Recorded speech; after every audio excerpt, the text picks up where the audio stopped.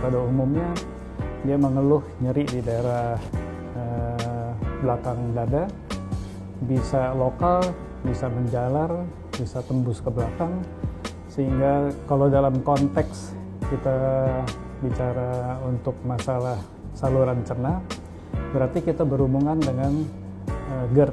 Kalau yang murni heartburn biasanya karena acid, karena asam lambung yang lari ke atas, ke belakang, ke saluran pencernaan bagian atas, sehingga timbul nyeri di sebelah dada. Nah, heartburn itu bisa juga berasal dari penyakit jantung atau penyakit paru dan sebagainya. Sehingga pada keadaan-keadaan seperti itu kita harus memilih apa yang harus kita lakukan terlebih dahulu untuk kita bisa tahu apakah heartburn itu berasal dari saluran cerna atau berasal dari penyakit yang lain. Kalau misalnya dari jantung, heartburn itu bukan heartburn yang betul heartburn seperti yang kita maksudkan dengan acid, tapi itu nyeri dada biasanya pada keadaan-keadaan di mana ada penyakit jantung yang kita sebut penyakit jantung koroner. Nah, kalau ada serangan biasanya timbul yang kita sebut angina.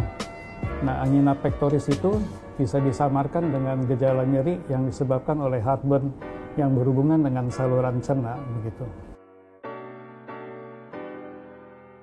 Kalau heartburn yang karena saluran cerna pada umumnya itu kan karena GERD kita bilangnya.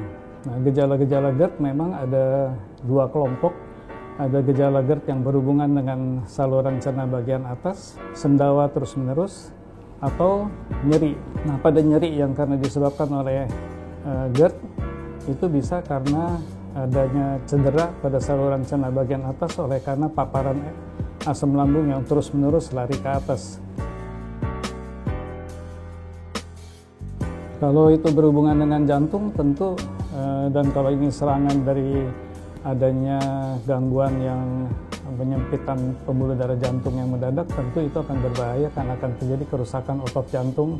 Tetapi kalau dari saluran cerna, apabila itu berlangsung terus seperti tadi saya bilang, di bagian bawah saluran cerna itu akan terjadi paparan asam terus-menerus ke atas dan terjadi kerusakan dari suatu pendir yang bisa timbul luka di sana, bisa timbul perdarahan, tetapi bisa timbul juga yang kadang kita sebut Barrett's dari esofagus, yaitu suatu keadaan di mana terjadi gangguan di mana saluran cerna bagian bawah seperti dari lambung suatu pendirnya menjalar sampai ke atas, dan itu bisa pada sekian persen merupakan risiko untuk timbulnya keganasan dari saluran cerna bagian atas. Pada umumnya kita mencoba untuk modifikasi dari lifestyle-nya dulu. Contohnya, bila orangnya obesitas, baik obesitas yang murni maupun central obesity, jadi cuma saluran cernanya yang besar, kita usahakan untuk central obesity-nya kita tanggulangi. Yang kedua, modifikasi makanan. Kita usahakan untuk makan sebaiknya jangan sampai makanan-makanan itu terlalu dekat dengan waktu tidur. Itu faktor waktu makan. Terus jenis makanannya juga usahakan untuk jenis makanan yang tidak begitu banyak mengandung gas, supaya kita mengurangi kemungkinan adanya gas yang membawa asam naik ke atas. Itu dari segi makanan. Biasanya kita coba usahakan juga untuk pasien kalau tidur, tempat tidur di bagian kepala agak sedikit lebih tinggi, dan biasanya yang bagus adalah bukan bantal di kepala yang kita tepuk begini, tapi ranjangnya yang kita angkat begini. Jadi kaki ranjang diganjel dengan beberapa tempat sekitar 3 inci atau 10 cm supaya dia tidurnya memang lebih baik ke atas gitu. Nah, beberapa obat-obatan juga kita coba hindari, misalnya obat-obat penghilang nersa nyeri, lalu obat-obat antibiotik seperti contoh kelompok tetrasiklin yang banyak bisa didapat di OTC, di toko obat dan sebagainya. Kita tahu tetrasiklin dan derivatnya juga bisa menyebabkan adanya gangguan heartburn atau nyeri di dada karena timbulnya luka di saluran cerna bagian atas oleh faktor obat-obatan tersebut.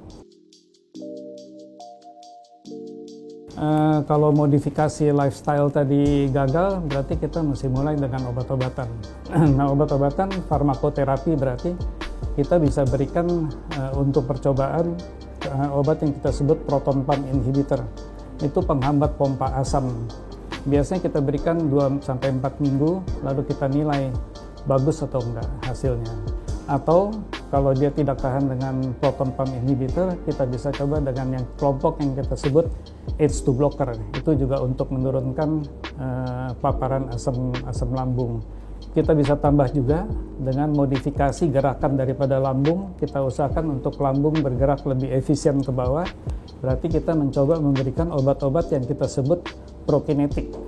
Itu semua yang kita sebut farmakoterapi.